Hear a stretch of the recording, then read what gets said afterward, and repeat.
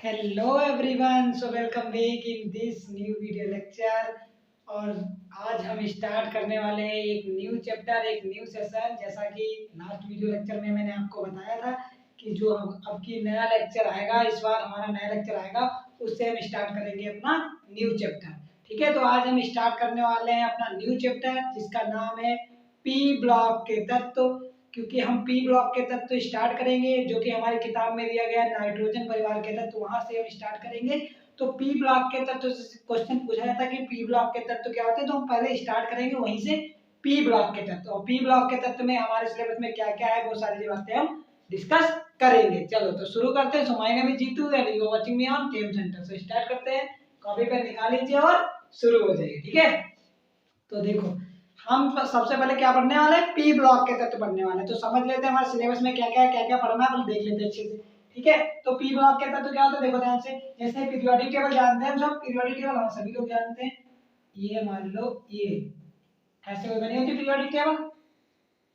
यहाँ पे ये एस ब्लॉक एलिमेंट, ये वाले यहाँ पे पी ब्लॉक एलिमेंट, और ये वाले यहाँ पे ये वाले डी ब्लॉक है, ये एस ब्लॉक के होते हैं, ये पी ब्लॉक के होते हैं ये, और ये नीचे लेंथेनाइड और एक्टिनाइड रखे होते हैं, ये एफ ब्लॉक एलिमेंट होते हैं। इतनी बातें हमें पता है। ठीक है, तो हमें कौन से एलिमेंट पढ़ने, ये वाला, ये जो पूरा ब्रैकेट दिखाई पड़ रहा है ये वाला, ये सब क्या है, पी ब्लॉक एलिमेंट। जितने बीच में रखे होते हैं एलिमेंट वो सब क्या होते हैं, पी ब्लॉक एलिमेंट। हमें वही एलिमेंट्स पढ़ने हैं, इनके बारे में डिस्कशन करनी है। ठीक है, एस ब्लॉक एलिमेंट हम 11th में पढ़ के आए हैं। ठीक है, और पी ब्लॉक एलिमेंट हम यहाँ 12th में पढ़ेंगे, डी ब्लॉक एलिमेंट भी हम 12th में पढ़ते हैं। ठीक है, तो पी ब्लॉक एलिमेंट हमें स्टार्ट करना कि पी ब्लॉक एलिमेंट क्या होते हैं। ठीक है, चलो तो मैं बता दूं पी ब्लॉक में कौन कौन से एलिमेंट रखे हैं, मतलब देख लेते हैं ध्यान से। तो पी ब्लॉक में हमारे पास कितने, देखो यहाँ पे ग्रुप होता है, third group, fourth group, fifth group, six, seventh और एट्थ ग्रुप, या इसे जीरो ग्रुप बोलते हैं। ठीक है, तो ये इतने ग्रुप होते हैं हमारे पास पी ब्लॉक में। किसकी बात कर रहे हैं, पी ब्लॉक की। ठीक है, तो पी ब्लॉक की हम बात कर रहे हैं, हमारे पास इतने ग्रुप होते हैं। ठीक है, third, fourth, fifth, sixth, seventh और एट्थ या जीरो ग्रुप जिसे बोलते हैं। ठीक है, ये बात ध्यान रखिए, इतने ग्रुप होते हैं। इसमें एलिमेंट रखे होते हैं, अभी मैं बताऊंगा कौन कौन सा एलिमेंट रखे होते हैं। ठीक है, तो हम क्या करते हैं, ये थर्ड ग्रुप यहाँ पे रखा होता है बोरान, थर्ड ग्रुप, और ये कार्बन यहाँ पे रखा होता है कार्बन। ये जो थर्ड और फोर्थ ग्रुप है ये हम पढ़ के आए क्लास 11th में। ठीक है, तो हमारे जो सिलेबस में यहाँ से भी स्टार्ट होता है नाइट्रोजन, फिर यहाँ से ऑक्सीजन, और फिर यहाँ पे फ्लोरीन, और यहाँ पे हमारा हीलियम, नियान, जो भी नियान। ठीक है, वो यहाँ से। तो ये जो हमारा फिफ्थ ग्रुप है नाइट्रोजन फैमिली वाला, ऑक्सीजन फैमिली वाला 6, और ये सेवेंथ है फ्लोरीन हेलोजन वाला, और आठवां है इनर्ट गैस वाला। ये हमें पढ़ने हैं, ये और ये। ठीक है, चलो सो अब स्टार्ट करते हैं। हम क्या क्या पढ़ना है वो हम डिस्कस कर चुके हैं, चलो देखते हैं। ठीक है, तो पहले समझ लेते हैं, बना लेते हैं कि पी ब्लॉक एलिमेंट होते कौन कौन से, अच्छे से समझते हैं, फिर किस प्रकार से लिखना है ये मैं बताऊं। हाँ, और एक बात एक समझ लो, आज से क्या होगा, क्योंकि वीडियो लेंथी बहुत हो जाएगा, तो इसलिए क्या है, आज से मैं डिफिनेशन बोर्ड पे नहीं लिखूंगा, आप जो मैं बोलता जाऊंगा आप उसे नोट करते जाएंगे अच्छे से। मैं बोल दिया करूंगा, जहाँ पे आपको नोट करना है मैं बता दूंगा, वहां पे आप आराम से नोट कर लेंगे। ठीक है, ओके, बोल बोल के डिफिनेशन। चलो तो स्टार्ट करते हैं पी ब्लॉक एलिमेंट। तो पी ब्लॉक एलिमेंट हेडिंग आए, अब देख लेते हैं कौन कौन से होते हैं पी ब्लॉक एलिमेंट। पहले देख लेते हैं पी ब्लॉक एलिमेंट। ओके, तो ये 1 2 3 4 5 6, 1 2 3 4 5 6 7। ठीक है, तो यहाँ पे देखो क्या होता है, यहाँ पे third group, fourth group, fifth group, sixth group, seventh group, और ये एथ ग्रुप, या जिसे जीरो ग्रुप बोलते हैं। ठीक है, इसे जीरो ग्रुप भी बोलते हैं, ये एक एक्स्ट्रा हो गया ना, इसे जीरो ग्रुप भी बोलते हैं, ये होता है। ठीक है, ये हमारा पास पी ब्लॉक है। क्या है, पी ब्लॉक। इसमें कौन कौन से एलिमेंट रख लेते हैं, बाल, गायब, इंडियन तेल, ऐसे याद कर लेंगे। थर्ड ग्रुप में कौन सा, बाल, गायब, इंडियन तेल से, ऐसे या बाल, गायब, इंडियन तेल। तो कौन सा, बोरान हो गया, एल्युमिनियम होगा, गैलियम हो गया, इंडियम हो गया और थेलियम हो गया। ठीक है, इतनी बात समझ में आई। बाल, गायब, इंडियन तेल मतलब boron, aluminium, gallium, indium, thallium. अगला फोर्थ ग्रुप में कौन कौन से होते हैं, कार्बन, सिलिकॉन, जर्मेनियम, टिन और लेड, ठीक है। इसमें कौन कौन से होते हैं? Carbon, silicon, germanium, tin, lead. यहाँ फिफ्थ ग्रुप में नाइट्रोजन, फास्फोरस, आर्सेनिक, एंटीमनी और बिस्मथ, ठीक है। आगे देखते हैं सिक्स ग्रुप में ऑक्सीजन, तो इसे ऐसे याद करें ओ यस से तेल पॉलिश, ऐसे याद कर ले। मतलब ऑक्सीजन, सल्फर, सेलेनियम, टेलुरियम और पोलोनियम, ठीक है। सेवेंथ ग्रुप तो पता है हेलोजन होते हैं, एफ, सीएल, बीआर, आई और एक और रखा होता है एस्टाटिन, ठीक है। ये एर्थ ग्रुप है। इनर्ट गैसें, फ्री गैसें जिन्हें बोलते हैं कौन कौन सी होती है? Helium, neon, argon, krypton, xenon और रेडॉन भी रखा होता है, ठीक है। ये ठीक है, तो ये हमारे पास आ गए। ये हमारा होता है पी ब्लॉक, ठीक है। तो थर्ड ग्रुप में कौन कौन से रखे होते हैं? Boron, aluminium, gallium, indium, thallium. Fourth group में carbon, silicon, germanium, tin, lead. Fifth group में nitrogen, phosphorus, arsenic, antimony, bismuth.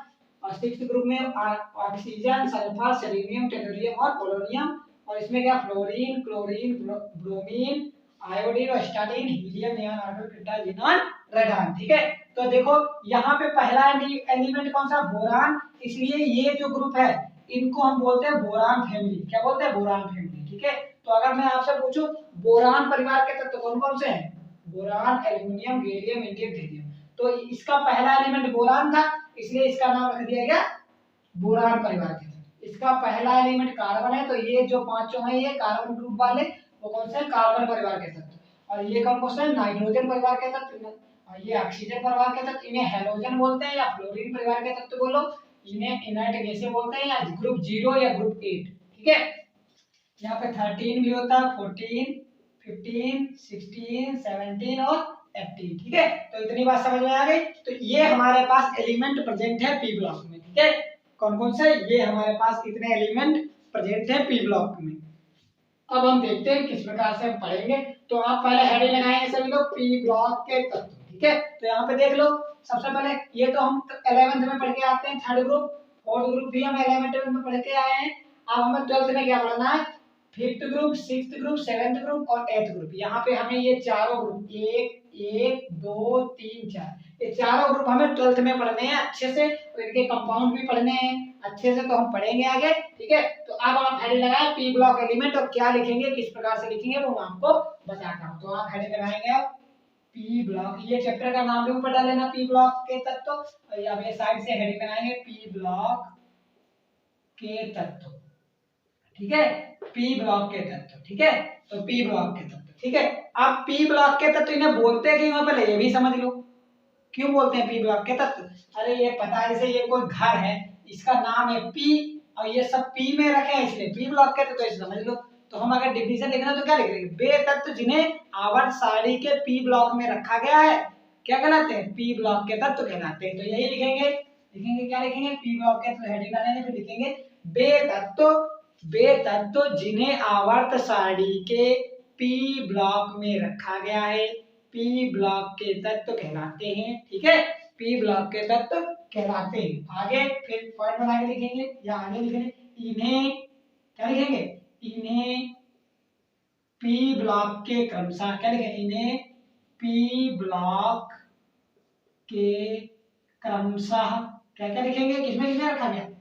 Third add या ऐसे लिखेंगे 13, थर्ड एड, 14, फोर्थ एड, 15, 5A, 16, 7A, 17, 7th A, 18 या जीरो ग्रुप, जीरो समूह में रखा गया है। क्या लिखेंगे? जीरो समूह में रखा गया, जहां जहां रखा गया है बता दो, ठीक है। तो पहले क्या लिखेंगे? वे तत्व जिन्हें आवर्त सारणी के पी ब्लॉक में रखा गया, पी ब्लॉक के तत्व कहलाते हैं। फिर आगे लिखे कि इन्हें पी ब्लॉक के क्रमशः 13 थे, 14 थे, 15 थे, 16 थे, 17 थे और 18 या जीरो ग्रुप में रखा गया, ठीक है।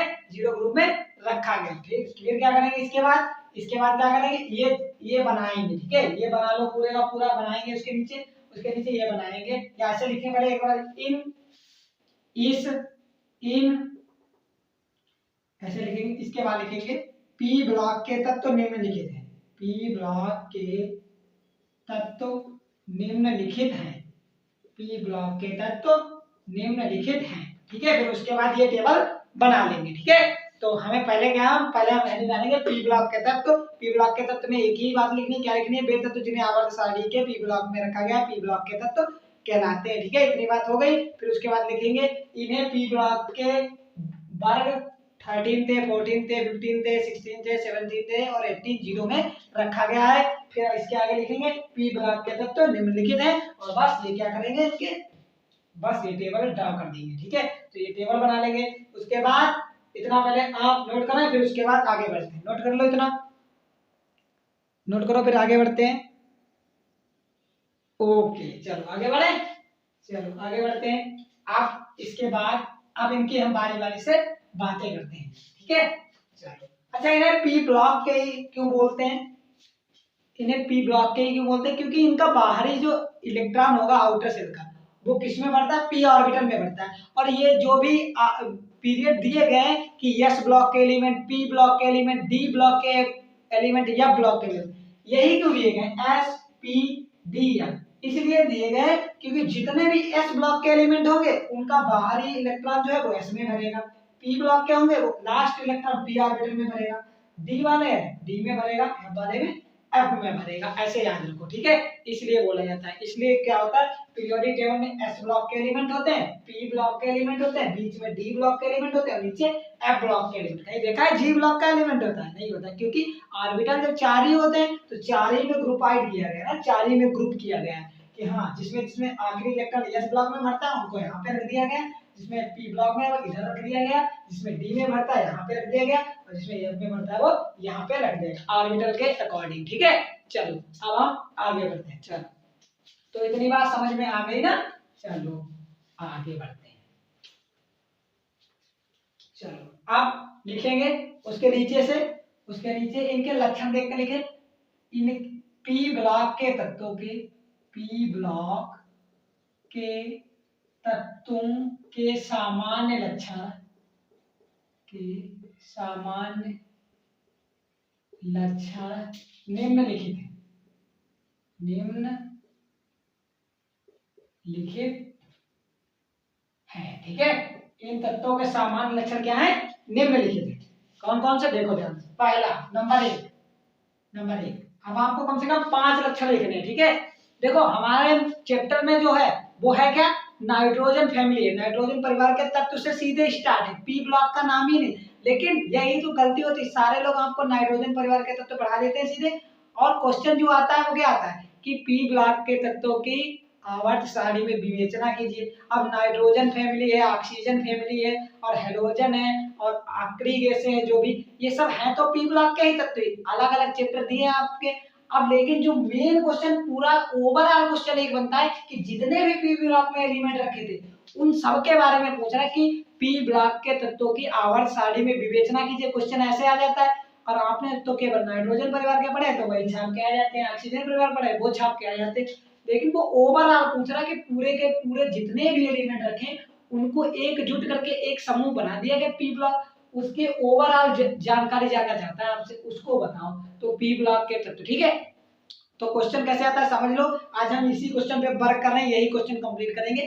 क्वेश्चन इस प्रकार से आता है कि पी ब्लॉक के तत्वों की आवर्त सारणी में विवेचना कीजिए तथा इसके प्रमुख लक्षणों का वर्णन कीजिए। ठीक है, ये क्वेश्चन ध्यान रखेंगे, लिखना चाहो लिख लो। पी ब्लॉक के तत्वों की आवर्त सारणी में विवेचना कीजिए तथा इसके प्रमुख लक्षणों का वर्णन कीजिए या उल्लेख कीजिए। ठीक है, चलो ये क्वेश्चन है। तो पहला लक्षण पी ब्लॉक के, अब हमने डिफिनेशन पढ़ ली है, पी ब्लॉक के तत्व क्या होते हैं लिख लिया है, कौन कौन से तत्व होते हैं वो भी मैंने आपको बता दिया। अब इसके लक्षण देखते हैं। तो पहला लक्षण पी ब्लॉक के तत्वों का सामान्य लक्षण क्या होता है, नंबर एक पहला इलेक्ट्रॉनिक विन्यास। क्या लिखेंगे, इलेक्ट्रॉनिक विन्यास, पहली हेडिंग लगाएंगे इलेक्ट्रॉनिक विन्यास, ये लक्षण नंबर 1 है। तो इलेक्ट्रॉनिक विन्यास। ठीक है, तो सीधे लिखेंगे इन तत्वों का बाह्य इलेक्ट्रॉन का, बाह्य मतलब अंतिम इलेक्ट्रॉन, आखिरी बाह्य इलेक्ट्रॉन पी ऑर्बिटल में भरता है, पी ऑर्बिटल में भरता है। ठीक है, इसमें पी ऑर्बिटल में भरता है। हमने अभी आपको बताया ना कि पी ऑर्बिटल, पी ब्लॉक के तत्व है तो आखिरी इलेक्ट्रॉन किसमें, पी ऑर्बिटल में ही भरता है। तो लिखेंगे इन तत्वों का बाह्य इलेक्ट्रॉन पी ऑर्बिटल में भरता है। ठीक है, जितने भी पी ब्लॉक के एलिमेंट हैं उनका आखिरी वाला इलेक्ट्रॉन किसमें जाएगा, पी ब्लॉक पी ऑर्बिटल में ही जाएगा। ठीक है, और इनका सामान्य इलेक्ट्रॉनिक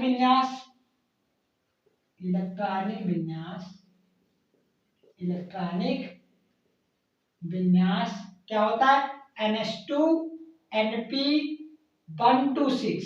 ठीक है, NSP126 ये होता है। ये 1 to 6 का क्या मतलब है, पी में एक भी हो सकता है, दो भी हो सकते हैं, तीन भी हो सकते हैं, चार भी हो सकते हैं, पांच भी हो सकते हैं और छह भी हो सकते हैं, क्योंकि हम जानते हैं इनमें पी में 6 से ज्यादा तो हो नहीं सकते। ठीक है, तो ये इनका अब यहाँ पे उदाहरण दिखा देंगे एग्जाम्पल।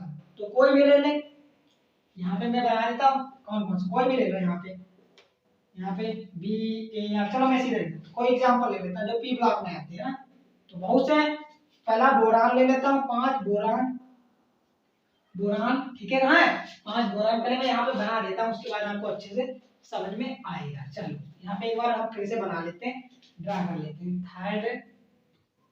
थर्ड हो गया, ये फोर्थ हो गया, ये फिफ्थ हो गया, ये सिक्स्थ हो गया, ये सेवेंथ हो गया और ये एट्थ हो गया। ठीक है, चलो तो थर्ड है, इसमें कौन कौन सा रखे, बाल, गायब, इंडियन तेल। इसमें carbon, silicon, germanium, arsenic, tin और lead. Carbon, silicon, germanium, tin, lead. यहाँ पे आर्सेनिक नहीं, कार्बन, सिलिकॉन, जर्मेनियम, टिन और लेड।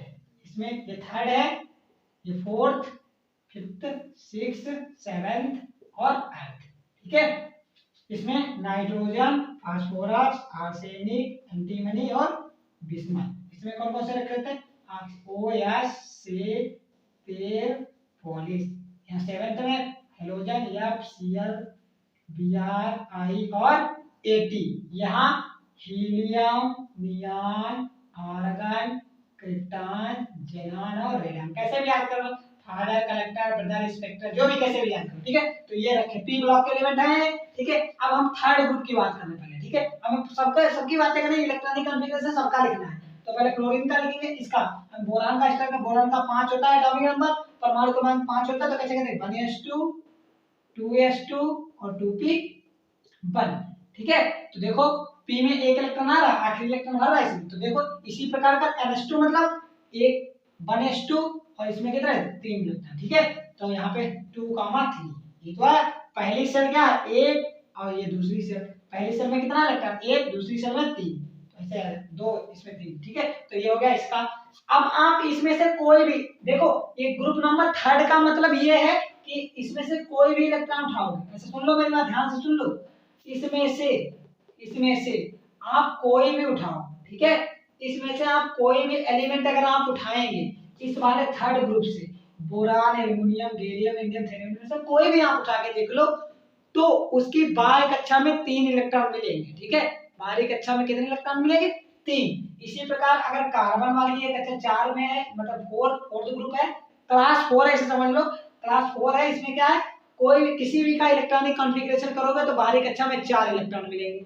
इसमें नाइट्रोजन वाले में बाहरी कक्षा में 5 इलेक्ट्रॉन मिलेंगे, इसमें 6 मिलेंगे, इसमें 7 मिलेंगे और इसमें 8 मतलब 0, क्या समझ लो 8 मिलेंगे, 8 इलेक्ट्रॉन मिलेंगे। इसमें कितने 8 इलेक्ट्रॉन मिलेंगे, इसलिए एक्टिव एसिड बोलते हैं। ठीक है, तो ये 5 बोरान का कर लिया, और दूसरा एल्युमिनियम का करके देख लो, एल्युमिनियम का 13। आप देख लो कैसे, बता तो दिया कि मिलेंगे 3। देखो पहली सेल कौन सी है, नंबर 1, तो 2 इलेक्ट्रॉन और कामा। देखो दूसरी सेल ये भी, तो 2 इलेक्ट्रॉन इसमें, एक इसमें, तो 3। ठीक है, तो ये हो गया। दूसरे करके देख लो, एल्युमिनियम का इलेक्ट्रॉनिक विन्यास कितना, 13। आगे लिख लेना है यहाँ पे 13 का इलेक्ट्रॉनिक विन्यास, ऐसे अच्छे से नोट्स बनाना, 13 लाख का इलेक्ट्रॉनिक विन्यास में लिखना है ना। ठीक है, आप लिख लेना। तो 1s2 2s2 और 2p कितना आ जाएगा 6, फिर 3s2 3p, देखो 2 2 4 से 10, दोबारा 1 13, 3p1। ठीक है, 3p1, इतना समझ में आया, 3p1 ये हो गया। ठीक, इसमें भी देखो पहली कक्षा में 2 इलेक्ट्रॉन, ये पूरी दूसरी कक्षा में 2 6 8 इलेक्ट्रॉन, और आखिरी कक्षा में देखो तीसरी कक्षा में कितने इलेक्ट्रॉन, 2 इसमें, 1 इसमें, तो 3 इलेक्ट्रॉन आया। ऐसे सबका करके सबका इलेक्ट्रॉनिक कर करके लिखना है आपको नीचे इसके इलेक्ट्रॉनिक में से हेडिंग पड़ी है, ये लिखा, ये लिखोगे इन तत्वों का इलेक्ट्रॉनिक में ये होता है। फिर यहाँ पे नीचे कम से कम 5-6 एग्जांपल दोनों दिखा के आओ। ऐसा करो सबका एक एक पहले पहले एलिमेंट का एग्जांपल दिखा देना, तो मैं बता रहा हूँ ना आपको, ठीक है। चलो आप कार्बन का करके दिखाओ। कार्बन के तो 6, इसका इलेक्ट्रॉनिक करेंगे तो 1s2 2s2 और 2p2, ठीक है। तो इसमें देखो बाहरी कक्षा में कितने इलेक्ट्रॉन आएंगे, पहले में 2 और यहाँ पे 4। ऐसे अगला करो नाइट्रोजन वाले का, नाइट्रोजन का 7, तो 1s2 2s2 2p3, तो कितने 2,5 आ जाएंगे, ठीक है। इलेक्ट्रॉनिक करके लिखना। आगे ऑक्सीजन का करो, ऑक्सीजन का 8 होता है, तो 1s2 2s2 2p4, तो यहाँ पे 2,6 आ जाएंगे, ठीक है। आगे करो, यहाँ पे यही पे मैं करके दिखा रहा हूँ। नाइट्रोजन फ्लोरीन 9 फ्लोरीन, इसका होता है 1s2 2s2 और 2p कितना आ जाएगा कि 5, तो 2 इलेक्ट्रॉन पहली कक्षा में और इसमें 5 2 7 इलेक्ट्रॉन। अगला करेंगे हीलियम का। हीलियम एक्सेप्शन होता है, नियान का करो, नियान का 10, क्योंकि हीलियम का एटॉमिक नंबर तो 2 ही होता है ना, तो उसमें तो 2 ही इलेक्ट्रॉन है, 8 कहां से आ पाएंगे, ठीक है। वो एक एक्सेप्शन होता है, लेकिन वो भी इनर्ट होता है। 10, तो 1s2 नियान का 2s2 और 2p6, तो 2 इलेक्ट्रॉन इसमें 8 इलेक्ट्रॉन इसमें। आप क्या करेंगे, ये इलेक्ट्रॉन करके उसके बाद ये सबके इलेक्ट्रॉन लिख देना, सभी के इलेक्ट्रॉन लिख देना, या इतने आपको वहां 5 लिख देना है, कोई भी 5 लिख देना। एक इस ग्रुप का लिख देना, एक इस ग्रुप का लिख देना, एक इस ग्रुप का, एक इस ग्रुप का, तो जैसे इनका होगा वैसे उनका होता चलेगा। जैसे इसका इलेक्ट्रॉन है वैसे होता चलेगा। इसमें पहले क्या पी में कितने इलेक्ट्रॉन है, 1। देखो ध्यान से, बोरान, बोरान फैमिली की अगर बात करें तो बोरान का जब हमने इलेक्ट्रॉन किया तो कितना आया, 1, किसमें p ऑर्बिटल में। तो आप तुम किसी का भी इसमें से उठा लो इलेक्ट्रॉन, किसी का भी करोगे उसमें p में एक ही इलेक्ट्रॉन आएगा हमेशा, कितना भरेगा, 1 इलेक्ट्रॉन, ठीक है। ऐसे कार्बन की बात की तो कार्बन का जब हमने इलेक्ट्रॉन किया तो देखा कितने p में इलेक्ट्रॉन आ रहे हैं, 2, कितने 2। तो आप कार्बन में से इस वाले ग्रुप के कोई भी एलिमेंट उठा लो तो उसमें लास्ट में 2 ही इलेक्ट्रॉन आएंगे, ठीक है। ऐसे यहाँ पे इसमें नाइट्रोजन वाले में कितने आए, देखो जैसे 3, तो किसी का भी इसमें से इलेक्ट्रॉन माइनस करोगे लास्ट में कितने, p में 3 इलेक्ट्रॉन भरेंगे, इसमें p में 3 ही भरेंगे। ऐसे इसका बाद करो 4 भरेंगे, इसमें 5 भरेंगे और इसमें 6 भर जाएंगे, ठीक है। तो अब बाहरी इलेक्ट्रॉन कितने होंगे टोटल, 2s वाले और 6 इसके, तो 8 इसमें 2s वाले, 5 इसमें भरेंगे p में, तो 7 हो जाएंगे। 2 तो s में भरे हैं और 4 इसमें भरेंगे तो 6 हो जाएंगे। 2 तो s में भरे हैं, 3 इसमें भरेंगे 5 हो जाएंगे। 2 s में भरे हैं, 2 इसमें p में भरेंगे तो 4 हो जाएंगे और इसमें 3। मतलब जो ग्रुप नंबर दिया है 3rd 4th 5th 5, कोई भी पूछ ले तो कह दे, कोई पूछ ले एल्युमिनियम की बाहरी कक्षा में कितने इलेक्ट्रॉन होते हैं, तो एल्युमिनियम देखो किस ग्रुप में है, 3rd ग्रुप में, तो 3rd ग्रुप मतलब 3 इलेक्ट्रॉन होंगे। कोई पूछ ले कि नियान है, नियान की बाहरी कक्षा में कितने इलेक्ट्रॉन, तो ध्यान रखो कितने 8 इलेक्ट्रॉन होंगे, क्योंकि 8 कक्षा में रखा है, क्लास 8 में ऐसे ध्यान रखो, ठीक है, या 0 ग्रुप बोलते हैं, ठीक है। तो ये हो गई इलेक्ट्रॉनिक मेटास की बात है। तो लिखेंगे इलेक्ट्रॉनिक मेटास आईडी डाल के ये सब लिख देंगे, नोट करो इसे। फिर दूसरा लक्षण देखते हैं, नोट करो और आप खुद से कर करके कॉपी में सारे इलेक्ट्रॉन लिख लेंगे, और बोर्ड एग्जाम में ज्यादा नहीं तो 5 ये सबका एक एक करके तो दिखाई देगा, ठीक है। चलो नोट करो इसे, फिर आगे बढ़ते हैं। नोट कर लो फिर आगे बढ़े, नोट करो, इतना नोट कर लो, नोट करो इतना, फिर आगे बढ़ते हैं। नोट करो सभी लोग,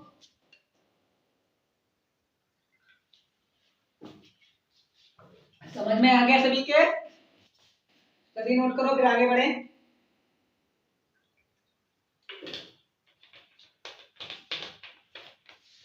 चलो आगे बढ़ते हैं, ओके रेस्ट करो। चलो नेक्स्ट दूसरा लक्षण देखते हैं। एक लक्षण की बात हो गई, समझ में आ गया अच्छे से, ओके। दूसरा नंबर 2, दूसरी अब हम बात करते हैं आयनन विभव। किसकी बात करते हैं, आयनन विभव।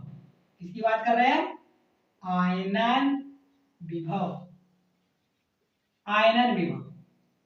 तो पहले तो समझ लो आयनन विभव होता क्या है, ठीक। आयनन विभव होता क्या है, तो यहाँ पे क्या करें, आयनन विभव की आप डेफिनेशन भी लिखना चाहें तो लिख लेंगे, ठीक है। तो आयनन विभव होता क्या पहले ये समझ लो, ठीक है। तो आयनन विभव क्या होता है, जैसे कोई भी एक परमाणु है, कोई भी एक परमाणु, मान लो ये कोई परमाणु है, मान लो कोई भी एक परमाणु मान लो यहाँ पे मैं फ्लोरीन मानना, क्या मानना, फ्लोरीन, क्या मानना, फ्लोरीन, फ्लोरीन है, फ्लोरीन का एटॉमिक नंबर 9। अब ये फ्लोरीन, हम चाहते हैं कि फ्लोरीन अपना एक इलेक्ट्रॉन हमें ऐसे निकाल के दे दे।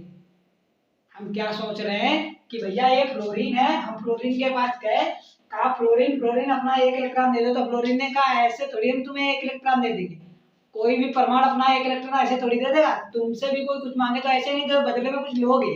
तो फ्लोरीन ने कहा हम ऐसे तो कुछ नहीं, तो कहा तुम ऐसे नहीं दोगे तो कुछ कैसे ना दोगी, तो कैसे दोगे, क्या इसको जब हमने हीट दिया, ठीक है, क्या किया, हीट मतलब इसको एनर्जी दी, अब आप इसको इतनी एनर्जी दे दो कि अपना ये इलेक्ट्रॉन निकालने पर मजबूर हो जाए, ठीक है।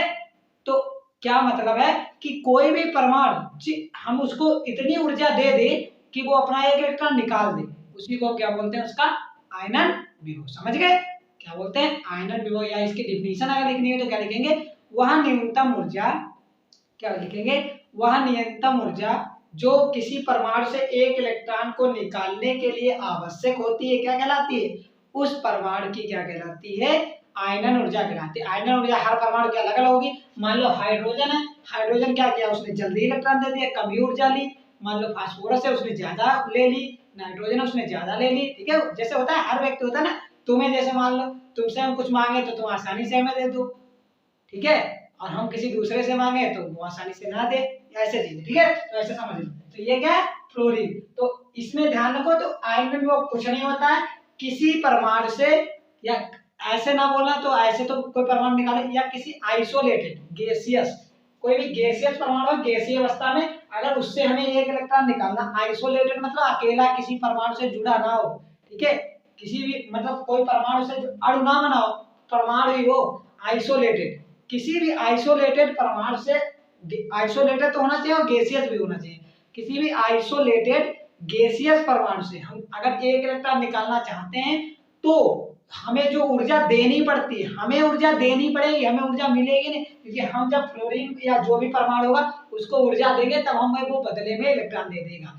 मतलब वो परमाणु हमसे कह रहा है आप हमें ऊर्जा दो, हम आपको इलेक्ट्रॉन देंगे, ठीक है। तो मान लो, तो आयनन विभव की डिफिनेशन सबको समझ में आ गई ना, आयनन विभव की डिफिनेशन समझ में आ गई। अब हमें क्या करना है, इनकी कंपेयर कराना है कि आयनन विभव 3rd ग्रुप का ज्यादा होगा, 4th ग्रुप का ज्यादा होगा, 5th का ज्यादा होगा, 6th का ज्यादा होगा, 7th का ज्यादा होगा, या 8th का ज्यादा होगा। अब हम इन्हें कंपेयर कराना है, ठीक है, क्या कराना है, कंपेयर कराना है, क्योंकि हमें ओवरऑल बताना कि पी ब्लॉक के तत्व में। तो देखते ध्यान से सुनो, इन तत्वों का जो आयनन विभव का क्रम होता है ना, वो क्या होता है, सबसे ज्यादा 8th ग्रुप का होता है, फिर किसका होता है, 5th का, फिर होता है 7th का, फिर 6th का, फिर 4 का, और 5 का, तो यहाँ पे 4 का, फिर 3rd का। अब कैसे होता है ये समझ लो, सुनो ध्यान से, समझो एक बार ध्यान से समझो।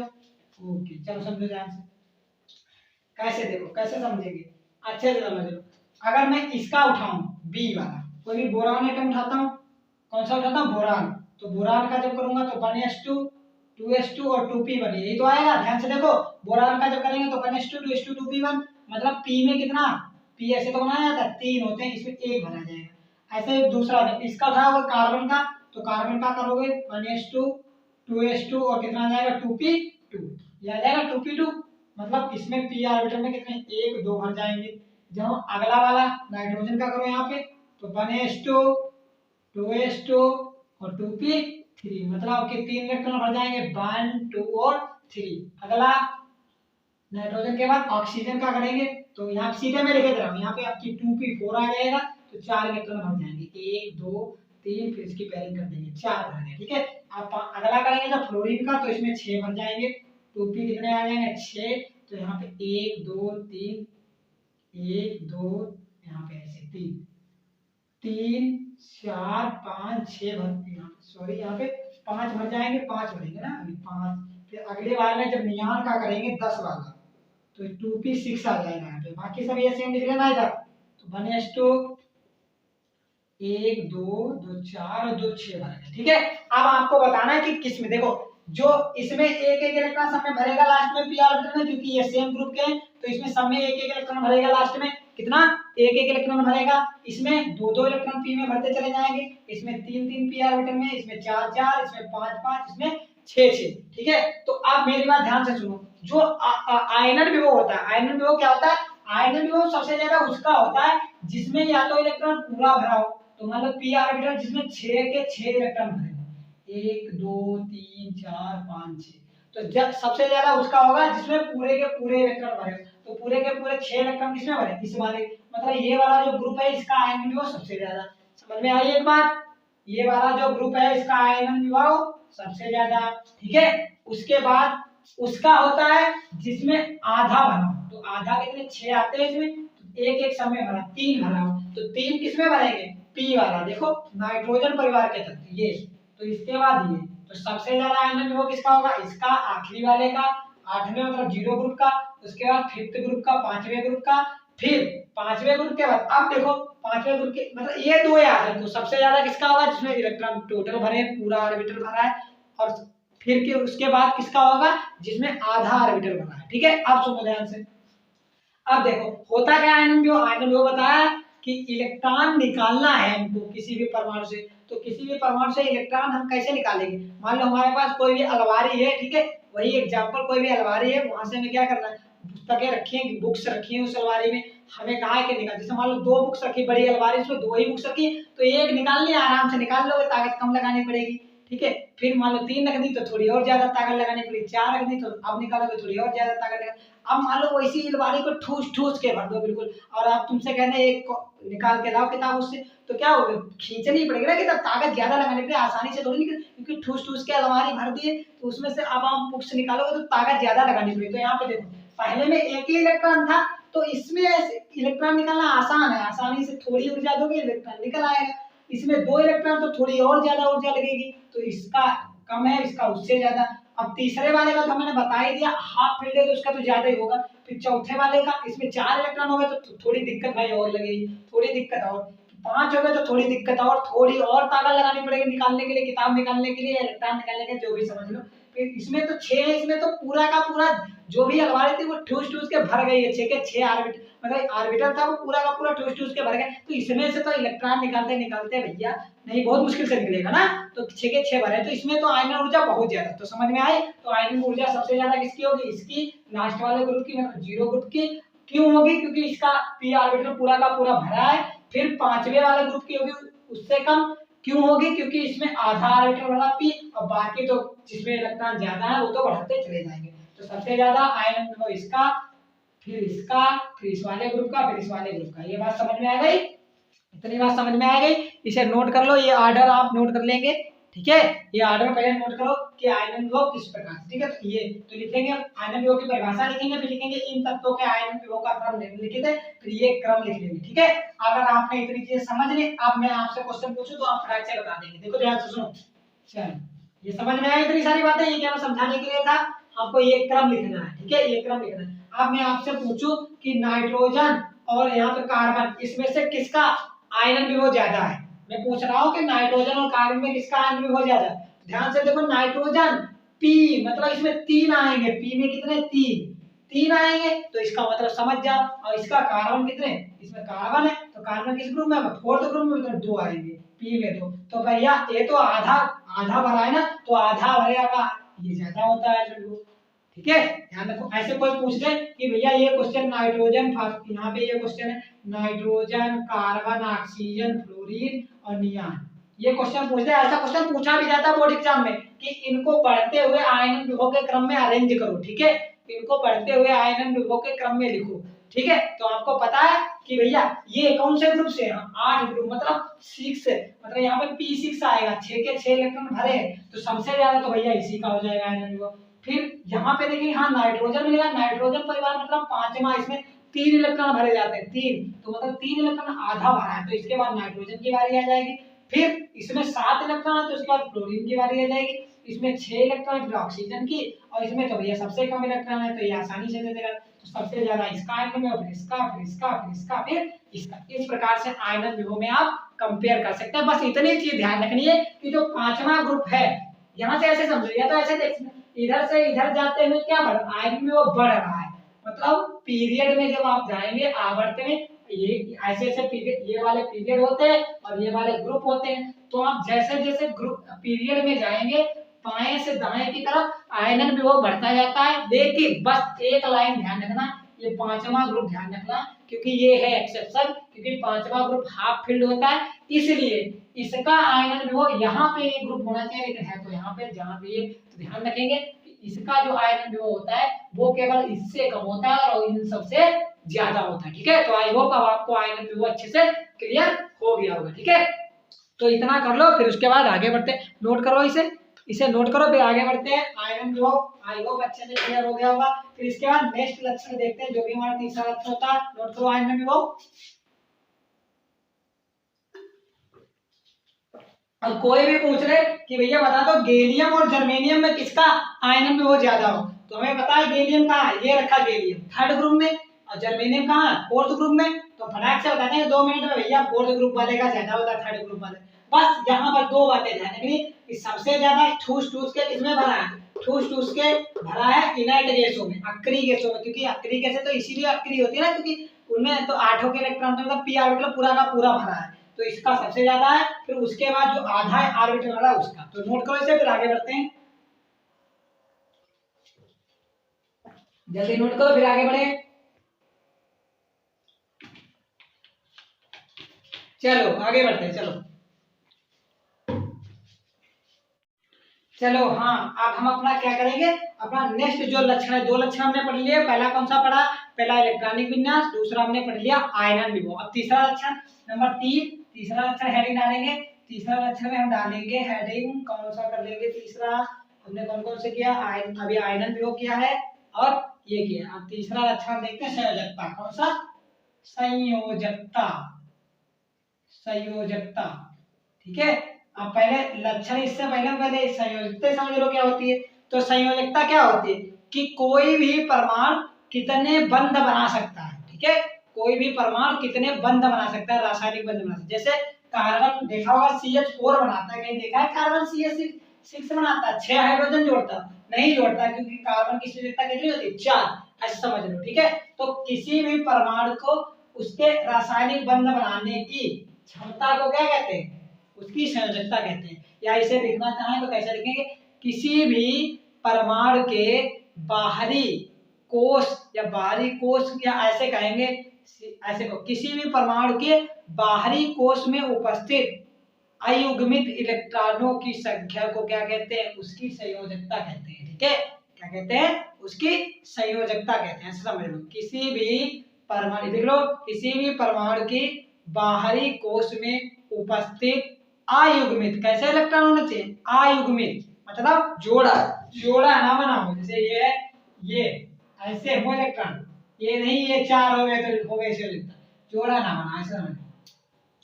अयुग्मित इलेक्ट्रॉनों की संख्या को क्या कहते हैं, उसकी संयोजकता कहते हैं। अब हमें बस संयोजकता के बारे में डिस्कशन करना है, या परिभाषा ऐसे लिख लो, किसी भी परमाणु की बंध बनाने की क्षमता को उसकी संयोजकता कहते हैं। कितने बंध बना पाएगा वो उसकी संयोजकता। जैसे कार्बन कितने बंध बना सकता है, ज्यादा से ज्यादा 4, तो कार्बन की संयोजकता कितनी है, 4, ठीक है। अब देखो ध्यान से, चलो, तो वो आपको वहां डेफिनेशन लिखने की जरूरत नहीं, मैं बस बता रहा हूँ आपको। तो बस पी ब्लॉक के एलिमेंट पढ़ने हैं, वहां पे कंपेयर करनी है। तो पी ब्लॉक के एलिमेंट थर्ड ग्रुप, अब तो ग्रुप ये सारे के सारे एलिमेंट याद हो जाने सभी को, 4th 5th 6th group, 7th group, और ये 8th ग्रुप को या 0 ग्रुप को, ठीक है। सबको याद हो जाने चाहिए। इसमें कौन कौन से, बाल, गायक, इंडियन तेल, ठीक है। अब तो याद हो जाएगा, बाल, गायक, इंडियन तेल, बाल, गायक, इंडियन तेल, 2-3 बार करना, सब याद हो जाएंगे। जैसे कार्बन, सिलिकॉन, जर्मेनियम, टिन और लेड। यहाँ पे अगला वाला कौन सा, 5 nitrogen, phosphorus, arsenic, antimony, bismuth, ठीक है। इसमें कौन सा रखा, 6 ग्रुप में OS से तेल पॉलिश, OS से तेल पॉलिश, याद रख लो। ऑक्सीजन, सल्फर, सेलेनियम, टेलुरियम और पोलोनियम।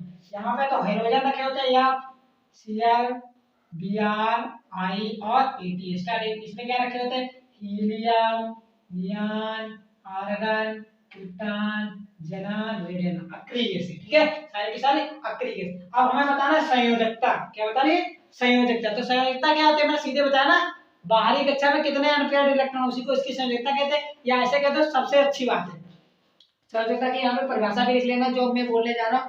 क्या परिभाषा संयोजकता की, किसी भी परमाणु के बाह्य कोश में उपस्थित इलेक्ट्रॉनों की संख्या को उसकी संयोजकता कहते हैं, ठीक है। क्या कहते हैं, संयोजकता कहते हैं। जनरली, सामान्यता, ये बात ध्यान रखना, सामान्यता, कैसी सामान्यता, तो लिखो यहाँ पे, लिखो परिभाषा क्या लिखोगे, किसी भी परमाणु के बाह्य कोश में उपस्थित इलेक्ट्रॉनों की, क्या लिखेंगे, किसी भी परमाणु के बाह्य कोश में उपस्थित इलेक्ट्रॉनों की कुल संख्या को उसकी अधिकतम संयोजकता कहते हैं। अधिकतम संयोजकता हो सकती है, ठीक है, ये वर्ड लगा लेना, अधिकतम संयोजकता कहते हैं। क्या लिखेंगे, किसी भी परमाणु के बाह्य कोश में उपस्थित इलेक्ट्रॉनों की संख्या को उसकी अधिकतम संयोजकता कहते हैं। इतना लिख लेंगे सभी लोग, हाँ इतना लिख लेना। उसके बाद आप ध्यान से देखो संयोजकता, ठीक है, तो अगर ध्यान से देखो इसमें बाहरी कक्षा में किसी का इलेक्ट्रॉन विन्यास करके देखो, थर्ड ग्रुप है तो बाहरी बोरान का करके देखो 1s2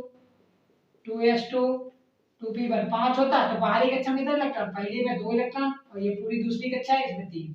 इसका करोगे कार्बन का 6 होता है, तो 1s2 2s2 और 2p कितने 2, तो बाहरी कक्षा में कितने इलेक्ट्रॉन हो जाएंगे 2, 4, इसमें 4 इलेक्ट्रॉन हो जाएंगे। ऐसे अब भर के देख लो, ऐसे भरोगे p ऑर्बिटल में तो 1 आएगा, इसमें भरोगे तो 2 आएंगे p ऑर्बिटल में, 1 और 2।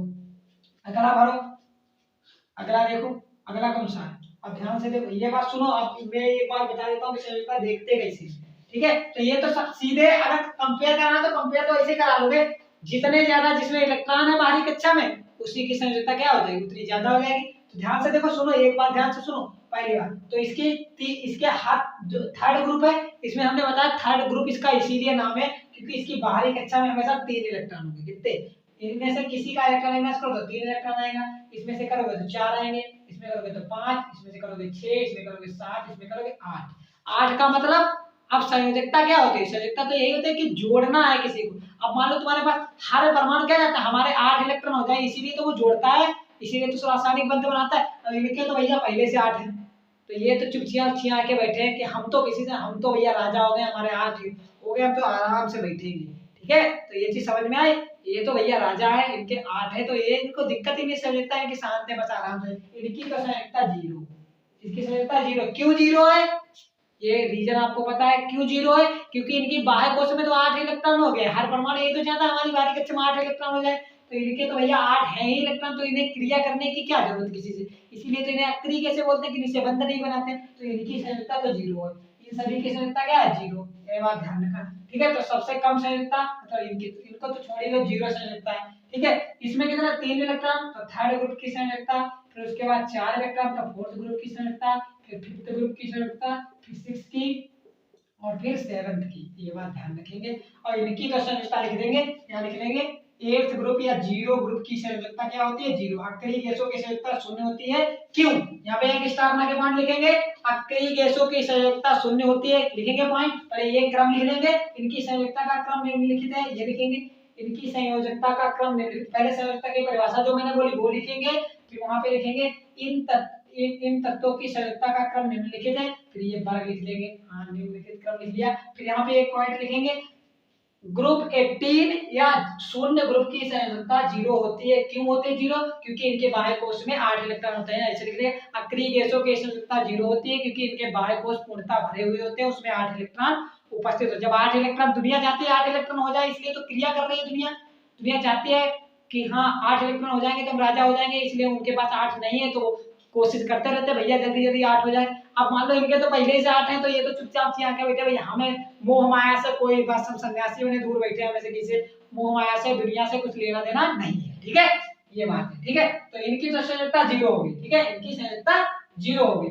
तो आप देखेंगे ध्यान से, आप संयोजकता देखते हैं कैसे, ठीक है, तो ये क्रम तो आपको ऑर्डर तो याद ही हो जाएगा, इसमें 3 है तो इधर से इधर क्या है संयोजकता बढ़ती जा रही है, ऐसे सिंपल संयोजकता इधर से इधर बढ़ती जा रही है। तो ये देखो देखो अब संयोजकता परिवर्ती, अभी हम अलग अलग भी बात करेंगे ना संयोजकता की, जैसे मान लो HCl, तो यहाँ पे संयोजकता Cl ने कितना बंध बनाया 1, और ClF7 ये भी देखा, यहाँ पे कितने बंध बनाए Cl ने 7, क्योंकि इसके बाहरी कक्षा में कितने लगता है 7, तो संयोजकता परिवर्ती बदल, हर एलिमेंट क्या करता है अलग अलग संयोजकता दिखाता है, लेकिन मैं अधिकतम संयोजकता की बात कर रहा हूँ, इसकी अधिकतम, तो इधर से इधर संयोजकता क्या हो रही है बढ़ रही है, ये ऑर्डर है उसका लिख दिया, ठीक है। आगे देखते हैं यहाँ पे, अब जैसे मान लो कोई भी यहाँ पे मैं कोई भी फास्फोरस उठा लेता हूँ, कितना फास्फोरस का कितना था 15, 1s2 2s2 2p6 3s2 और 3p3, ये तो आएगा 15।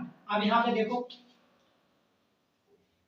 1 2 में सब बना 1 2 3 भर गए, अब ये 3s का अच्छा यहाँ पे यस है तो ऐसे 3s, अब पीछे वाले मैं नहीं बना रहा हूँ, उनकी दिक्कत, लास्ट से बना रहा हूँ, 3s, ठीक है, इसमें 2 भरे 2 भर दो।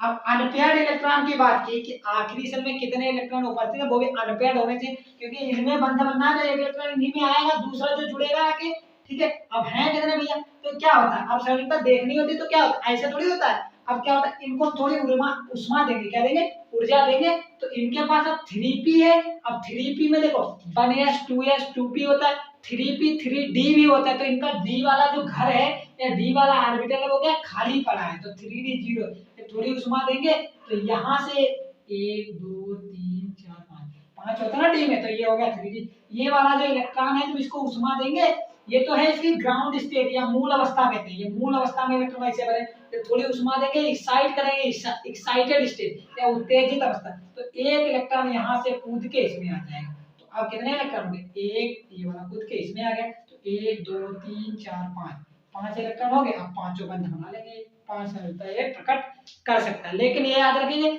ये नाइट्रोजन कभी भी 5 संयुक्ता प्रकट नहीं करता है, जबकि नाइट्रोजन है तो फास्फोरस के नाइट्रोजन के भाई 5 हो जाएंगे, 5 ही इलेक्ट्रॉन होते हैं बाहर, लेकिन नाइट्रोजन कभी भी पेंटावेलेंट नहीं होता, 5 संयुक्ता प्रकट नहीं करता। ये भी पॉइंट लिख लेंगे, नाइट्रोजन कभी भी 5 संयुक्ता प्रकट नहीं करता, नाइट्रोजन केवल 3 ही बंध बनाता है, ये बात ध्यान रखिए, कितने 3 ही बंध बनाता है अधिकतम। वो तो हम आगे पढ़ेंगे ना जब नाइट्रोजन परिवार के तत्व पढ़ेंगे, अभी तो हम ओवरऑल बात कर रहे हैं। तो समझ में आ गई संयोजकता क्या होती है, किसी भी परमाणु की रासायनिक बंध बनाने की क्षमता कि कितने बंध बनाए, जैसे कार्बन 4 ही बनाता है, 10 कहीं नहीं बनाता, 6 देखे बनाते हुए, कहीं CH6 लिखा है, नहीं लिखा है, क्योंकि वो ज्यादा से ज्यादा 4 ही इलेक्ट्रॉन होते हैं, तो 4 ही बंध बना पाएगा। 4 इलेक्ट्रॉन कहाँ होते होते तो वो 4 कहाँ, बाहरी कोश में, समझ गए, लास्ट सेल में कितने 4 इलेक्ट्रॉन। तो ये हो गई संयोजकता। अब इसे भी नोट कर लो, फिर अगला देखते हैं अपना नेक्स्ट, नोट करो इसे, फिर अगला देखें, नोट कर लो इसे, ओके नोट करो नोट करो नोट करो। चलो हाँ, तो अब हमने क्या 3 प्रॉपर्टी पढ़ लिए, 3 लक्षण पढ़ लिए। अब चौथा नंबर 4 कम से कम 5 लक्षण लिख के आने तब क्वेश्चन पूरा होगा, ठीक है। क्वेश्चन कराने को क्या मैं लिखा के निकल जाता, 10 मिनट नहीं लगते, लेकिन ये इतना लेंथी वीडियो इसलिए बना रहा ताकि हमको हर पॉइंट अच्छे से क्या हो जाए, अच्छे से आपको समझ में आ जाए। चौथा नंबर 4 धात्विक लक्षण। कोई भी 5 लक्षण आपको लिखने, लक्षण तो बहुत सारे हैं, लिखने लगो तो बहुत से लिख जाएंगे, लेकिन हमें क्या करना है, बाकी आगे चैप्टर है ना हमारे नाइट्रोजन परिवार के अंदर, अभी तो हम इन्हें बारी बारी से इनका सब स्टडी करेंगे, बारी बारी से अमोनिया पढ़ेंगे, नाइट्रोजन के कंपाउंड पढ़ेंगे, सब पढ़ेंगे, बहुत चीजें पढ़ेंगे अभी। तो धात्विक लक्षण नंबर 4 धात्विक लक्षण। अब धात्विक लक्षण क्या है ये समझ लो, मतलब कौन कौन से धातुएं हैं इसमें, कौन कौन से धातुएं हैं। तो यहाँ देखो आवर्त साल एक चीज हमेशा ध्यान रखना, ऐसा लिखना इनका धात्विक लक्षण, पहले ये लिख लो अभी समझाता हूँ। इनका धात्विक लक्षण निम्न है तथा इधर से इधर, मतलब आवर्त में बाएं से दाएं जाने पर घटता है, बाएं से दाएं जाने पर घटता है, ये बात लिख लेंगे, बाएं से दाएं जाने पर घटता है, लिखेंगे। इनका धात्विक लक्षण निम्नलिखित है, जो कि आवर्त सारणी में आवर्त में जाने पर घटता है। आवर्त जानते हो, ये वाले हॉरिजॉन्टल जो होते हैं, खड़े खड़े जो होते हैं वो कॉलम बोले जाते हैं या इन्हें ग्रुप बोलते हैं, और ये जो हॉरिजॉन्टल होते हैं क्षैतिज लाइन पीरियोडिक टेबल में, उन्हें क्या बोलते हैं, आवर्त बोलते हैं, ठीक है। तो समझ लो आवर्त में अगर हम बाएं से दाएं जाएंगे तो धात्विक लक्षण घटता जाएगा, ठीक है। आप समझ लो ध्यान से, जैसे ये पीरियोडिक टेबल होती है, सुनो पहले ध्यान से, ये मान लो पीरियोडिक टेबल है हमारे पास, यहाँ पे ये वाले एस ब्लॉक, ये पी ब्लॉक, ये डी ब्लॉक, ये एफ ब्लॉक, यस हुआ, डी हुआ, एफ। अगर यस डी एफ इन सभी में धातुएं रखी है, धातुएं कोई पूछ दे कि यस ब्लॉक का एलिमेंट कोई देते, मैं लिथियम दे दे, क्या लिथियम क्या है, धातु है, अधातु है या उपधातु है, तो सीधे ध्यान रखो किसमें है, यस ब्लॉक का। तो यस ब्लॉक में जितने भी एलिमेंट धरे एक्सेप्ट हाइड्रोजन को छोड़ दो, वो तो कहीं भी नहीं रखा है, समझ लो, ठीक है। तो हाइड्रोजन भी धातु भी मानी जाती है, उसका तो नेचर अलग अलग माना जाता है, ठीक है। यस, तो एस ब्लॉक में जितने भी एलिमेंट धरे हैं वो सभी क्या धातुएं, पी ब्लॉक डी ब्लॉक में जितनी रखी है वो भी सभी धातुएं हैं, एफ ब्लॉक में रखी है वो सब क्या धातुएं। तो केवल पी ब्लॉक को छोड़कर जितने भी ये तीनों ग्रुप हैं उन सभी में क्या है, सारी की सारी धातुएं हैं। तो कोई एलिमेंट पूछते कि एस ब्लॉक में क्या है, सभी की सब धातु है, पी ब्लॉक में क्या सबकी सब धातु, डी ब्लॉक में क्या, पी में सॉरी पी में धातुएं नहीं है, एस ब्लॉक में सब धातुएं, एफ ब्लॉक में सब धातुएं रखी हैं और डी ब्लॉक में सभी की सभी धातुएं हैं। तो इनको यहाँ पे रखिए, कौन कौन सी धातु रखी होती है, जो भी रखे होते हैं, हम नाम नहीं लिखेंगे क्योंकि हमें डिस्कशन करना है आगे। यहाँ पे एस ब्लॉक में कौन कौन से फर्स्ट ग्रुप होता है और सेकंड ग्रुप होता है। तो फर्स्ट ग्रुप में यहाँ पे एल्कलाइन मेटल रखी होती है, क्षारीय धातुएं, और दूसरे में क्षारीय मृदा धातुएं। ये डी ब्लॉक के एलिमेंट, इन्हें तो संक्रमण धातुएं बोलते हैं, ये एक्टिनाइड लेंथेनाइड धातुएं होती है। अब पी ब्लॉक की बात करते हैं, ये पी ब्लॉक की बातें आ गई। अब पी ब्लॉक में यहाँ पे ग्रुप ऐसे रखे होते हैं। तो पी ब्लॉक में क्या होता है, पी ब्लॉक में तीनों चीजें होती है, धातुएं भी होती हैं, उपधातुएं भी होती हैं और अधातुएं भी होती हैं। जैसे कार्बन क्या है, कार्बन एक अधातु होता है, कार्बन तो धातु नहीं होती। आप सुनो मेरी बात ध्यान से, अब अभी मैं बताता हूँ कौन कौन सी धातु है, कौन कौन से धातु, पहले ये भी समझ लो। तो देखो इधर धातुएं हैं, ये भी धातु है, ये भी धातु है। अब आवर्त सारणी इधर है, ठीक है, तो इसके पड़ोस में क्या है, धातुएं। तो पड़ोस वाली जगह पे क्या, धातु का रेक्टर ज्यादा होगा। मतलब अगर हम इस वाली लाइन की बात करें तो जितना जो धातु के पड़ोस में होता है तो ना संगत का असर आ जाता है, इस समझो संगत का असर।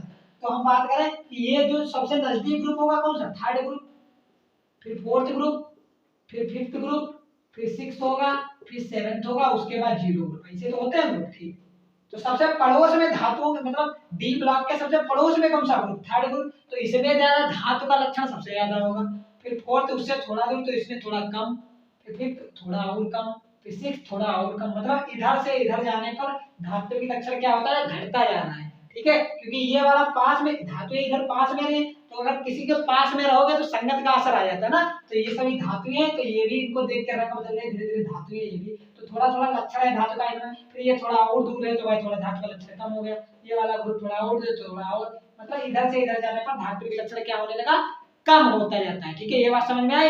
अब देखते हैं पी ब्लॉक में कौन कौन सी धातु है, कौन कौन सी अधातु है, कौन कौन सी उपधातु है। मैंने ये बात आपको समझा दी कि आवर्त में बाएं से दाएं जाने पर क्यों घटते हैं। इसलिए घटते हैं क्योंकि संगत का असर है भैया, क्योंकि ये पड़ोस में धातुएं रह रही थी। तो भैया थर्ड ग्रुप ने कहा इनके पास भैया संगत का असर आ गया, थोड़ा इनके पास भी धातु के लक्षण आ गए, थोड़ा इनके पास भी आ गया। अब भैया दूर बढ़ते जा रहे हैं तो दूर वालों में धातु के लक्षण ज्यादा नहीं है, ठीक है। चलो, क्योंकि दो लोग अगर पास पास में रहते हैं हमेशा हमेशा दो लोग पास पास में रहते हैं तो संगत का असर तो आ ही जाता है, ठीक है। और दूर दूर रिश्ते होते हैं तो इतनी संगत का असर नहीं आएगा, जो भी होता है, ठीक है। आगे चलो, आगे देखो, आगे तो कौन कौन से हमें बात करके कौन कौन सी धातुएं हैं, कौन कौन सी अधातुएं हैं, कौन कौन सी उपधातु, ये यहाँ पे बनाएंगे सभी लोग, नीचे यही बनाएंगे। इसका इतना लिखने के बाद इनका धातु के लक्षण निम्न है तथा आवर्त में बाएं से दाएं जाने पर घटता है। क्रम लिखना चाहे तो क्रम भी लिख देना, ये तो अभी मैं बता रहा, क्रम लिख लेना। तो थर्ड ग्रुप सबसे सबसे ज्यादा धातु के लक्षण किसका है, इनका धातु के लक्षण निम्नलिखित लिखना, इनके धातु के लक्षण का बढ़ता हुआ क्रम निम्नलिखित है, ऐसे क्रम लिख लेना।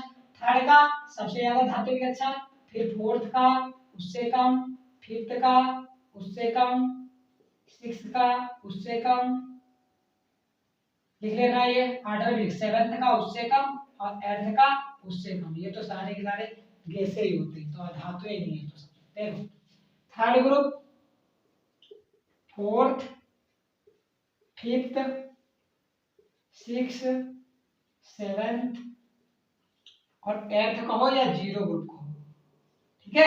यही तो होता है पी ब्लॉक एलिमेंट, यही है इतने। तो इसमें कौन कौन से रखे, बी बाल, गायब, इंडियन, तेल।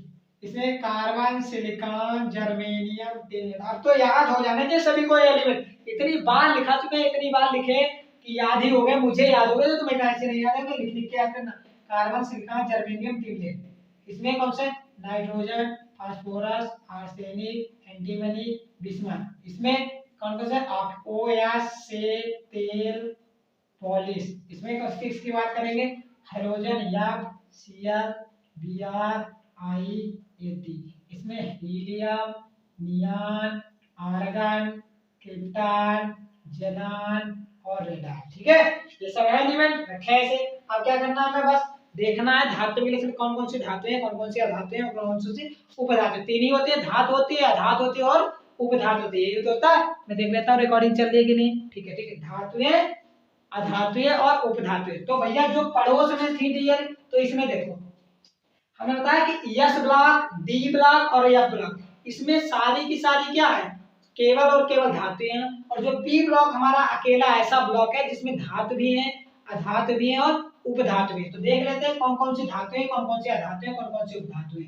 ठीक है, तो पहले उपधातुएं देख लेते हैं कौन कौन सी होती है। ठीक है, तो देखो ये बोरान हो गई, सिलिकॉन हो गई, जर्मेनियम हो गई। ठीक है, कौन कौन सी, बोरान, सिलिकॉन, जर्मेनियम, आर्सेनिक हो गई, और ये Sb एंटीमनी हो गई।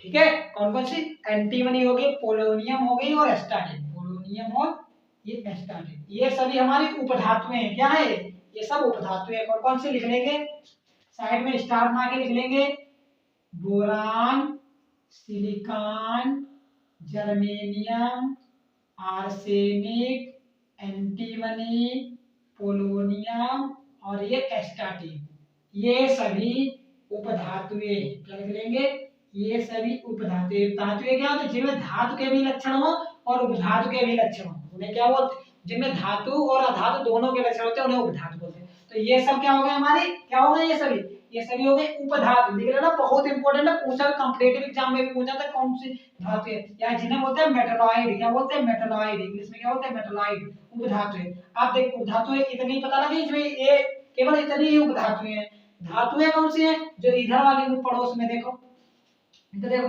एल्युमिनियम, एल्युमिनियम तो सबको पता क्या था, एल धातु है, गैलियम, इंडियम, थेलियम, ये भी क्या है, धातु है, गैलियम, इंडियम, थेलियम। और देखो कौन सी, टिन क्या है, धातु है, टिन क्या है, धातु है। लेड क्या है, धातु है। ठीक है, टिन क्या है, धातु है, लीड क्या है, धातु है। ठीक है, और देखो, और इधर तो कोई धातु नहीं, इधर भी धातु नहीं, इधर भी धातु नहीं। ठीक है, तो ये इतनी धातुएं हैं। ठीक है, ये धातुएं लिख लेंगे। एल्युमिनियम धातु है, सबको पता है, गैलियम भी धातु है, इंडियम भी धातु है, थीलियम भी क्या है, धातु है। ठीक है, और ये इधर टिन, रांगा, रांगा तो सबको पता धातु होता है। पीवी, लेड, लेड भी सबको पता है धातु होती है, ये भी लिख दिया। बिस्मथ, यहाँ पे एक बिस्मथ लिख दिया। ठीक है, धातु हो गई। और कुछ बचा, नाइट्रोजन अधातु होता है, नाइट्रोजन धातु नहीं होती, गैस के रूप में। भाई फास्फोरस भी अधातु होती है, कार्बन भी अधातु होती है, बाकी ये जितने भी हैं ये सब क्या अधातुएं हैं। तो ये वाली इतनी धातुएं हैं और ये इतनी उपधातुएं हैं, और बाकी जो भी बचे हैं वो अधातुएं। सब लिख लेंगे, आप लिख तो देखो बच्चे कि हाँ, boron, silicon, germanium, arsenic, tin, polonium, astatine, ये उपधातुएं। फिर स्टार में आगे मान लिखिए, aluminium, gallium, indium, thallium, tin, lead, bismuth, ये सभी धातुएं हैं। फिर इसके बाद जितने भी बचे हैं उनको साइड से लिख के स्टार बना के लिखें, ये सभी अधातुएं हैं। तो ये हमारा हो गया धातु के लक्षण। आप देखते हो किस प्रकार से घट रहा है, ये ऐसे देख सकते हैं कैसे घट रहा है। देखो यहाँ पे देखना, एक धात, दो धात, तीन, चार धातुएं, क्योंकि ये डी इधर इधर होगा, डी ब्लॉक ना, डी ब्लॉक आवर साइड में, क्योंकि ये पड़ोस संगत का असर जा रहा है। इसपे इधर धातुएं रखी थी तो भैया इधर इसने चार धातुएं बना दी। ठीक है, अब यहाँ ये थोड़ा ग्रुप इससे दूर, इस वाले से थोड़ा दूर है, तो इसमें केवल तीन हुई और दो ही बची।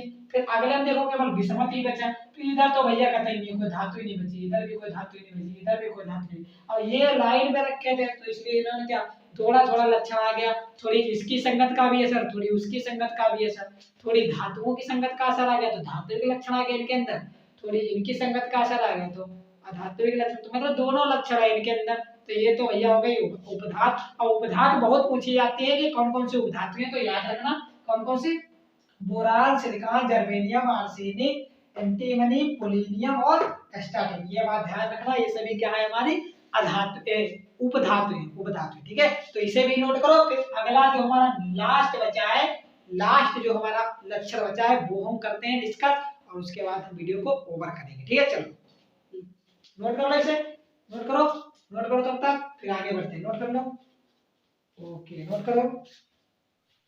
चलो अब हम जो नेक्स्ट अपना है लक्षण पांचवा, चार लक्षण हमने पढ़ लिए, पांचवा लक्षण है किसकी बात कर रहे हैं, पी ब्लॉक के एलिमेंट का पांचवा लक्षण। तो पांचवी हेडिंग लगाए नंबर 5। नंबर 5 अब हम बात करेंगे इसकी इलेक्ट्रोनेगेटिविटी की, विद्युत ऋणात्मकता। किसकी बात करेंगे, विद्युत ऋणात्मकता। किसकी बात करेंगे, विद्युत, अगली हेडिंग लगाएंगे विद्युत ऋणात्मकता, विद्युत ऋणात्मकता। ठीक है, तो पहले तो विद्युत ऋणात्मकता की डिफिनेशन लिख लेंगे, क्या होती है विद्युत ऋणात्मकता की, क्या होती है डिफिनेशन। डिफिनेशन क्या लिखेंगे, देखो विद्युत ऋणात्मकता क्या होती है, ध्यान से समझो। जैसे मान लो ये HCl है, HCl Cl क्या है HCl। तो हमें पता है कि हमेशा Cl क्या करता है, Cl की तरफ इलेक्ट्रॉन खींच के चले जाते हैं। मतलब किसी भी कोई भी बंध है तो Cl पे क्या आ जाएगा माइनस और पे क्या आ जाएगा प्लस। किसी भी बंध को अपनी तरफ खींचने की क्षमता को क्या कहते हैं, किसी कोई भी बंध है, एक बंध बनने के लिए 2 इलेक्ट्रॉन पर लगते हैं, तो बंध के दोनों इलेक्ट्रॉनों को जो परमाणु अपनी तरफ खींच के ले जाता है कहते हैं कि हाँ इसकी इलेक्ट्रोनेगेटिविटी ज्यादा है, या सीधे कह लो कि इलेक्ट्रॉनों के प्रति चाहत, ऐसा समझ लो इलेक्ट्रॉनों के प्रति चाहत, उसको एफिनिटी भी कहते हैं, तो वो दूसरी चीज होती है। ऐसे समझ लो कि मतलब इलेक्ट्रॉनों की अपनी तरफ खींचने की क्षमता को, इलेक्ट्रॉनों को अपनी तरफ खींचने की क्षमता को, ऐसे समझ लो इलेक्ट्रॉनों को अपनी तरफ खींचने की क्षमता को ही क्या कहते हैं हम, इलेक्ट्रोनेगेटिविटी कहते हैं। सिंपल लिखना है तो लिख लो, किसी भी परमाणु के, किसी भी परमाणु के इलेक्ट्रॉनों को अपनी तरफ ग्रहण करने की क्षमता को ही क्या कहते हैं, उसकी विद्युत ऋणात्मकता कहते हैं। ठीक है, किसी भी परमाणु को, परमाणु द्वारा, किसी भी परमाणु द्वारा इलेक्ट्रॉनों को अपनी तरफ खींचने की क्षमता को क्या कहते हैं, उसकी उस परमाणु की विद्युत ऋणात्मकता कहते हैं। ये डिफिनेशन लिख लेंगे, फिर से बोले जा रहा है एक बार, किसी भी परमाणु द्वारा किसी भी इलेक्ट्रॉन को अपनी तरफ आकर्षित करने की क्षमता को या खींचने की क्षमता को क्या कहते हैं, उसकी विद्युत ऋणात्मकता कहते हैं। ठीक है, तो ये तो हो गया डिफिनेशन लिख लेंगे। आप समझो कि हमें बस वही बात किसकी करनी है, पी ब्लॉक के एलिमेंट। तो भैया पी ब्लॉक के एलिमेंट की बात करनी है, तो यहाँ पे third group, fourth group, fifth group, sixth group, seventh group, eighth group. ठीक है, इसमें मैं आप थर्ड ग्रुप, फोर्थ, सीधे ऐसे लिखे फोर्थ, फिफ्थ, सिक्स, सेवेंथ और एट्थ ग्रुप, या जिसे जीरो ग्रुप बोलते हैं। ठीक है, इसमें कौन से बाल, गायब, इंडियन, तेल। अब तो याद हो जाना चाहिए सबको, इसमें कार्बन, सिलिकॉन, जर्मेनियम, टिन और लेड। इसमें को क्या क्या होते हैं, नाइट्रोजन, फास्फोरस, आर्सेनिक, एंटीमनी और बिस्मथ, बीआई बिस्मथ। ये बनाना है, पहले स्टार्टिंग में बना लिया था सबने। यहाँ पे क्या ऑक्सीजन का ओ, यस, से, तेल, पोलिस, मतलब ऑक्सीजन, सल्फर, सेलेनियम, टेरियम और पोलोनियम। यहाँ पे तो हेलोजन होते हैं, या Cl, Br, ब्रोमीन, आयोडीन, एस्टाटिन, एस्टाटिन। यहाँ पे तो हीलियम, अक्रिय जैसे नियॉन, आर्गन, क्रिप्टॉन, ज़ेनान और रेडान। ठीक है, रेडान क्या है, एक रेडियो एक्टिव तत्व होता है। ठीक है, क्या रेडान क्या है, एक गैस होती है लेकिन रेडियो एक्टिव होती है। इसका उपचार कैंसर के उपचार में प्रयोग किया जाता है रेडान का। ठीक है, ये बात ध्यान रखना। ठीक है, चलो तो विद्युत ऋणात्मकता की बात कर रहे हैं, मतलब इलेक्ट्रॉन अपनी तरफ कौन खींचेगा। अब हमें बस ये कंपेयर करना है कि भैया थर्ड ग्रुप वाले ज्यादा इलेक्ट्रॉन खींचेंगे कि फोर्थ वाले, कि फिफ्थ वाले, कि सिक्स्थ वाले, कि सेवेंथ वाले, की एर्थ वाले। ये चीज हमें बतानी है कि किसमें विद्युत ऋणात्मकता बढ़ेगी या किसकी घटेगी। सुन लो पहले ध्यान से। तो इतने परिभाषा लिखने के बाद लिखेंगे, पी, क्या लिखेंगे बोले जरा, लिखो परिभाषा लिखने के बाद लिखेंगे पी ब्लॉक के तत्वों की विद्युत ऋणात्मकता का बढ़ता हुआ क्रम निम्नलिखित है, और बढ़ता हुआ क्रम निम्नलिखित है, या इससे पहले ये लिख लेंगे, रुको पहले लिखेंगे पी ब्लॉक के तत्वों में, ठीक है, आवर्त सारणी में बाएं से दाएं जाने पर, ठीक है, आवर्त सारणी में बाएं से दाएं जाने पर, किधर, आवर्त सारणी में किसी आवर्त में बाएं से दाएं जाने पर विद्युत ऋणात्मकता बढ़ती है। ठीक है, एक बात ध्यान रखेंगे। ठीक है, आवर्त सारणी में बाएं से दाएं जाने पर विद्युत ऋणात्मकता बढ़ती है, ये लिखेंगे। फिर उसके बाद लिखेंगे, उसके बाद क्या लिखेंगे, पी ब्लॉक के तत्वों की विद्युत ऋणात्मकता का बढ़ता हुआ क्रम निम्नलिखित है। ठीक है, क्रम निम्नलिखित है। आप समझ लो, फिर उसके बाद देखते हैं कौन कौन से, मतलब सबसे ज्यादा। देखो अब ध्यान से देखो, समझ लो इसको, बस लास्ट पॉइंट है, उसके बाद खत्म। देखो ध्यान से। ठीक, अब हम बोरान का करें, तो बोरान का जब हम इलेक्ट्रॉन विन्यास करेंगे, ध्यान से सुनो। तुम्हें पता है थर्ड ग्रुप है, मतलब बाहरी कक्षक कितने इलेक्ट्रॉन उठाएंगे, 3। इसमें 3 इलेक्ट्रॉन होगी, इसमें 4, इसमें 5, इसमें 6, इसमें 7, इसमें 8। ये तो सबको पता है, सबको पता है ना। थर्ड ग्रुप है, इसका इलेक्ट्रॉन विन्यास करोगे बाहरी कक्षम के हर बार 3 इलेक्ट्रॉन आएंगे, इसमें 4 इलेक्ट्रॉन आएंगे, इसका इलेक्ट्रॉन करके देख लेना 5 6 7, अभी पीछे किया तो था। थर्ड ग्रुप है मतलब 3 इलेक्ट्रॉन आएंगे इनके एलिमेंट में, फोर्थ ग्रुप तो 4 ऐसे आते हैं। ठीक है, अब सुनो मेरी बात ध्यान से, विद्युत ऋणात्मकता है क्या? इलेक्ट्रॉनों को अपनी तरफ खींचने की क्षमता को। अब कोई इलेक्ट्रॉन क्यों खींचना चाहेगा? क्योंकि हमें पता है भैया, ऑक्टेट रूल याद करो। ऑक्टेट रूल क्या कहता है? अष्टक का नियम क्या कहता है कि हर परमाणु इसलिए बंध बना रहा है, हर परमाणु इलेक्ट्रॉन का लेन देन इसलिए कर रहा है क्योंकि भैया वो चाहता है हमारी बाहरी कक्षम कैसे भी 8 इलेक्ट्रॉन हो जाए, हम स्टेबल हो जाए, हम राजा हो जाए, बस आराम से बैठे, आराम से एंजॉय करें, फिर हम मोह माया सब त्याग देंगे। एक बार हमारी बाहरी कक्षम कैसे 8 इलेक्ट्रॉन हो जाए, साम दाम दंड में, इसी 8 इलेक्ट्रॉन को लेने के लिए वो जूझता रहता है दिन रात, कहीं क्लोरीन से क्रिया करता है, कहीं फ्लोरीन से, कहीं किसी से, कहीं किसी से। ठीक है, तो 8 इलेक्ट्रॉनों को पूरे करने के लिए ही क्या करते हैं, एटम जो भी होते हैं वो परमाणु होते हैं, आपस में क्रियाएं करते हैं। ठीक है, तो भैया यहाँ पे सुनो ध्यान से, इसके पास कितने इलेक्ट्रॉन है? 3। तो भैया 8 करने के लिए कितने चाहिए इनको? 5 चाहिए। तो भैया ये बोरान भैया कह रहे हैं कि हमें भैया 8 यार करने हैं और हमारे पास 3 है, तो यार बहुत मुश्किल है, कैसे हो पाएगा यार? हमारे पास अगर 4 होते चलो तो आधे आधे चांस तब भी थे कि हाँ हमको कहीं से मिल जाते 4, अब हमारे पास 3 है यार, तो हम ही किसी का भला कर दें। तो लेना तो चाहते हैं, ये नहीं कि लेने नहीं चाहता, ये सोचता तो है, एक मन तो इसका कह रहा है कि हाँ, बोरान का कह रहा है कि भैया 3 है हमारे पास, कहीं से मिल जाए यार 5 तो सबसे बढ़िया। लेकिन फिर इसका मन ये भी फीका हो रहा है, 3 बहुत कम होते हैं 8 के बच्चा, चलो हमारा भला नहीं होगा तो हम ही किसी का भला कर देंगे। ठीक है, तो ये दे भी सकता है, ले भी सकता है, तो देने की क्षमता इसकी ज्यादा है, लेने की क्षमता कम है, मतलब इलेक्ट्रोनेगेटिविटी इसकी कम है। क्या है? विद्युत ऋणात्मकता बोरान वाली जो फैमिली है सबके 3 है, तो बोरान वाली फैमिली की इलेक्ट्रोनेगेटिविटी विद्युत ऋणात्मकता क्या है? कम। अब इसकी कार्बन वाली की बात करें, चौथे वाले, तो कार्बन के बाद कार्बन वाली जो फैमिली उसमें सबके पास 4 इलेक्ट्रॉन है। कितने कितने हैं? 4 इलेक्ट्रॉन। जो कार्बन वाली फैमिली है उसमें सभी के पास कितने कितने इलेक्ट्रॉन है? 4 इलेक्ट्रॉन है। तो कह रहे हैं यार आधे इलेक्ट्रॉन तो 4 का जुगाड़ और करना है, 4 है हमारे पास तो 4 का इन्हें और जुगाड़ करना है, तो इनकी प्रायिकता है वो कि हाँ 4 पा सकते हैं।